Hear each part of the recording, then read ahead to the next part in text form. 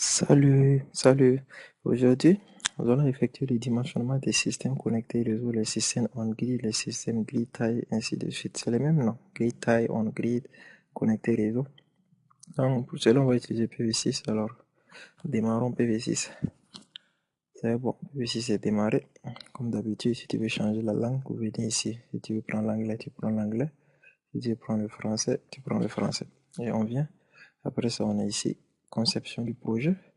On choisit coupler au réseau, ce qu'on va utiliser aujourd'hui. Et comme d'habitude, on va donner un nom. Et puis pour le nom, on va dire système connecté. Système connecté. Connecté réseau. Réseau, c'est bon. Donc après ça, on va venir choisir le site météo. Bon, on peut voir quelle ville on va choisir. On peut essayer au Ghana, mais bon. Essayons d'aller. Allons. J'ai un pays. On va voir si. On va voir. Quel pays on va pas. On peut prendre le Ghana. On peut prendre le Ghana, c'est bon. On va venir ici pour la ville. On peut travailler sur Kumasi ou bien Accra. Bon, prenons Accra. C'est fait. Maintenant, on clique sur OK et on attend que ça charge. Ça prendra un peu de temps, mais ça va finir par venir. OK, c'est bon. Donc là-bas, quand tu finis, il faut sauver le projet. Save project. Comme d'habitude, tu fais OK.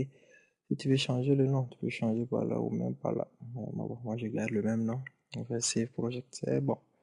Donc maintenant, on peut commencer le dimensionnement. Donc, comme d'habitude, on vient ici orienter. Mais bon, avant d'aller sur orienter, on va venir d'abord. On peut répartir sur site météo.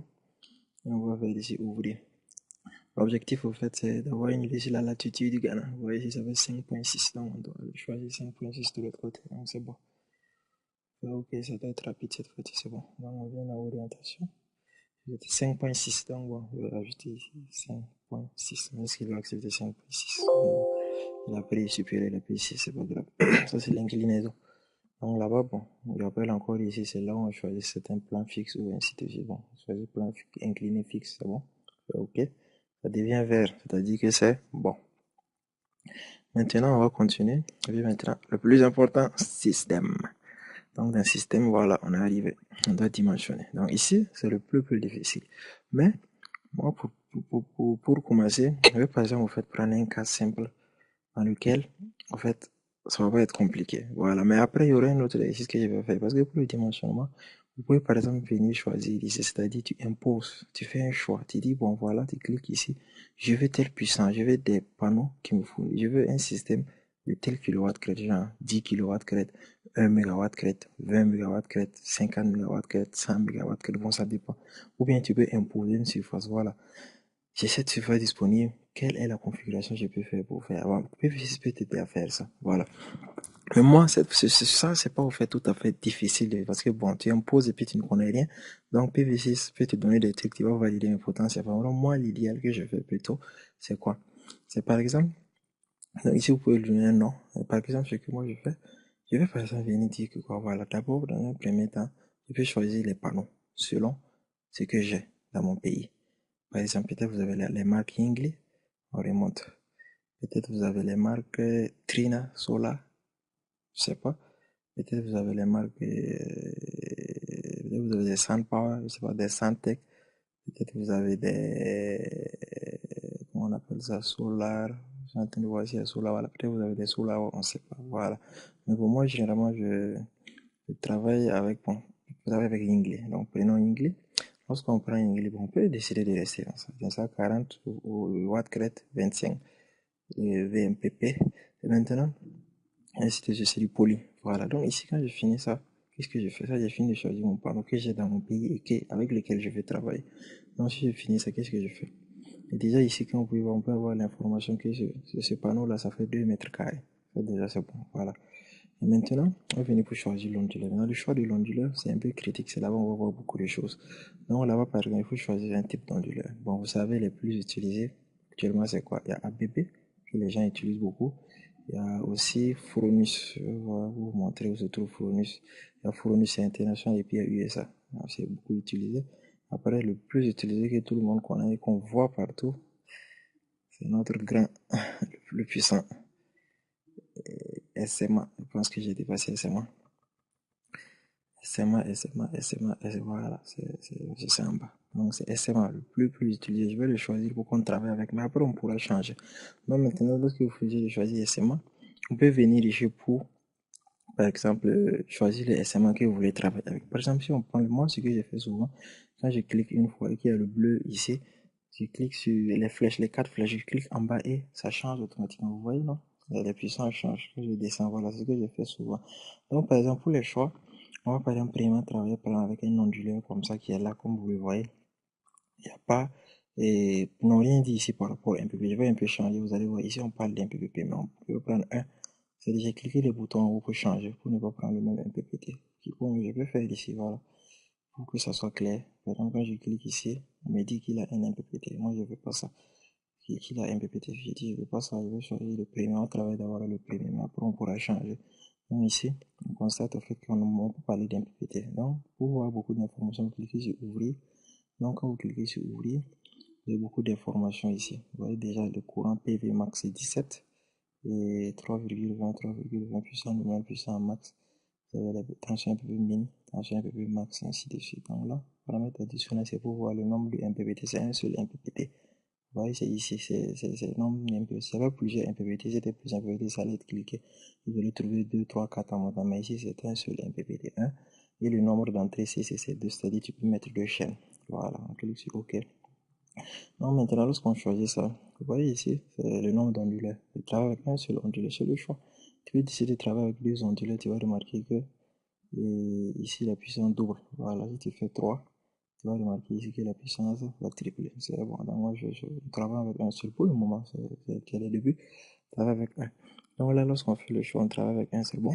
Maintenant, on va venir ici pour la configuration. Maintenant, pour la configuration, on vous dit par exemple ici, bon, c'est les plages de fonctionnement. Tu dois avoir la chaîne, le nombre de panneaux en série doit donner une tension comprise entre 175 et 400 pour respecter le cas. Et aussi le VOC, c'est-à-dire la tension à vide de tous les panneaux qui sont en série ne doit pas dépasser 500 volts.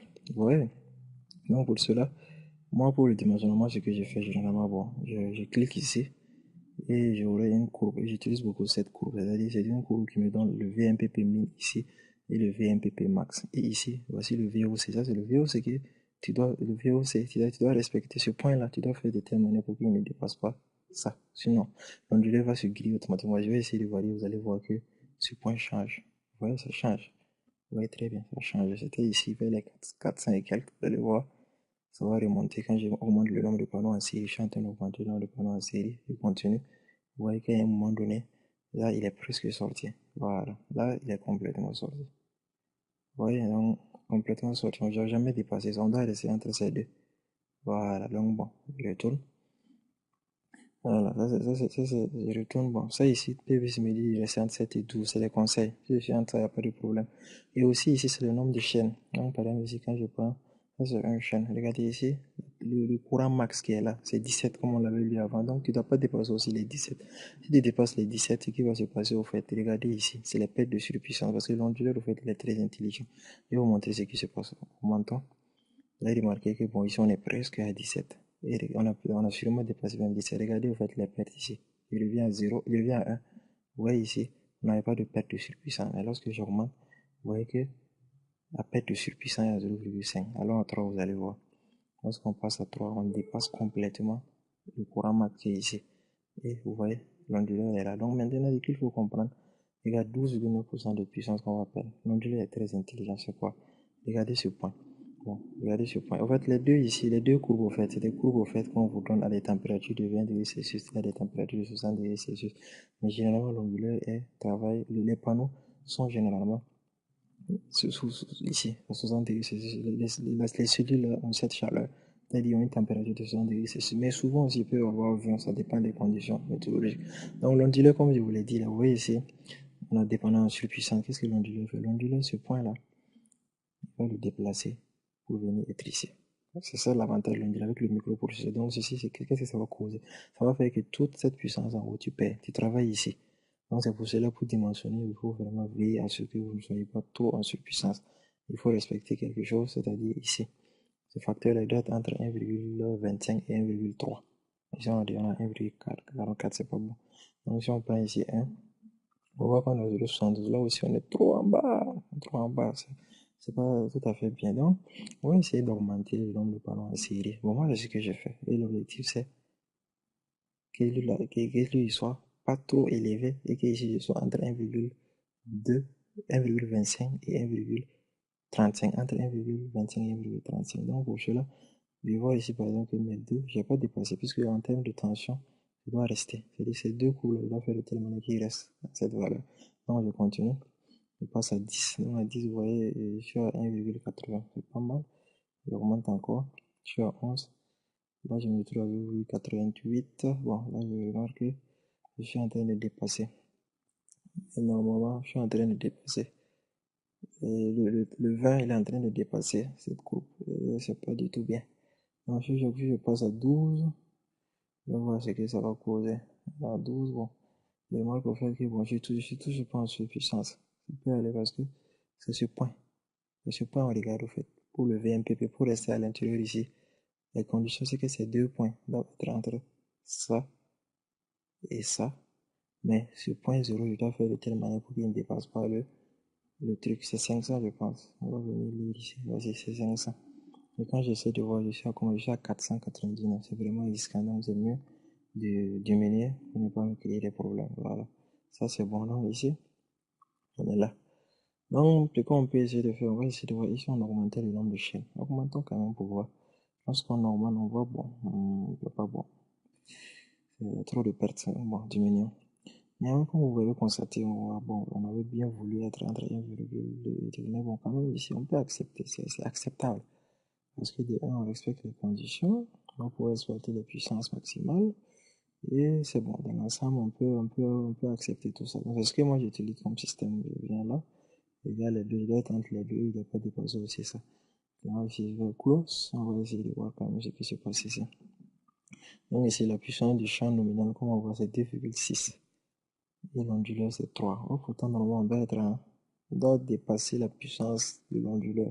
C'est l'idéal. Donc, bon, néanmoins, on va voir ce qu'on peut faire. Le nombre de chaînes, on va garder. Ici, maintenant, si on essaie d'augmenter, qu'est-ce qui va se passer? Si on passe à 12, qu'est-ce qui se passe? Le 12, le problème, c'est le 499.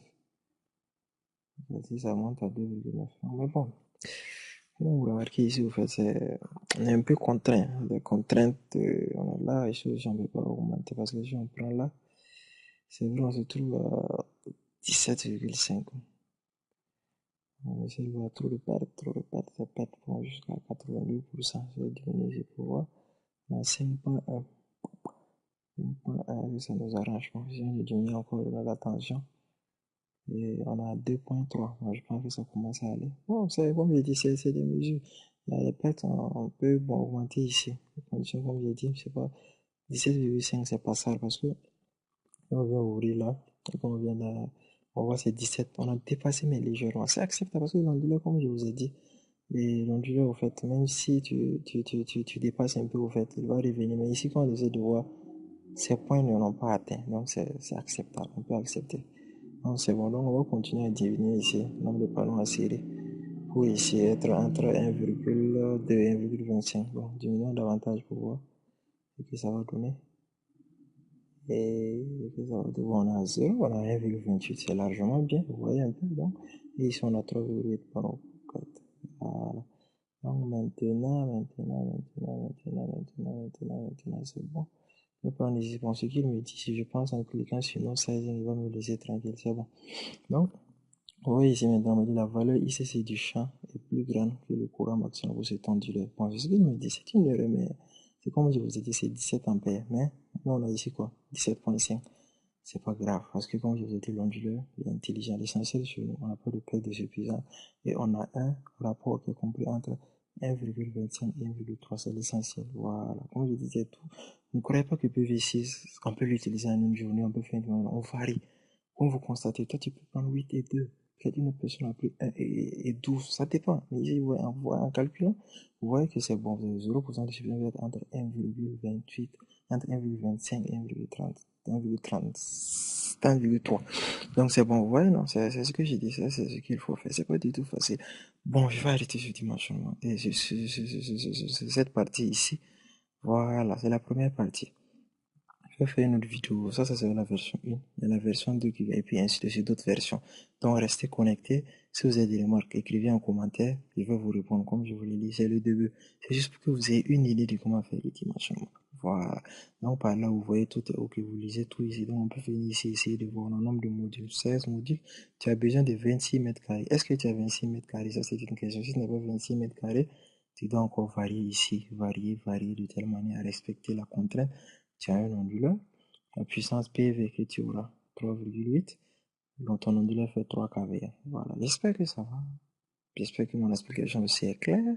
Si vous avez des remarques, s'il vous plaît, commentez. Ça m'aide pour les prochaines vidéos dans le but de vous satisfaire. Je vous ai bien dit, une autre vidéo arrive.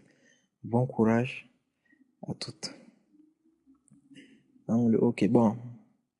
C'est bon, c'est bon. Je vais vous faire la simulation pour que vous voyez, mais je pense pas que ça doit être très important. Mais bon, néanmoins, faisons la simulation. Et simulation, c'est bon. On clique et on va attendre ce que ça va donner. OK. Donc, on est là. Je vais faire le rapport pour voir une idée de ce que ça donne. Donc, voici le rapport. Donc, beaucoup d'informations. Bon, après, on verra. C'est juste, bon, là, c'est juste pour vous familiariser avec le PV6. Voilà. Désolé, j'ai dit toutefois, je vais arrêter, mais je n'arrive pas à arrêter. Ok, en plus, cette fois-ci, ça sera la dernière. Allez, au revoir.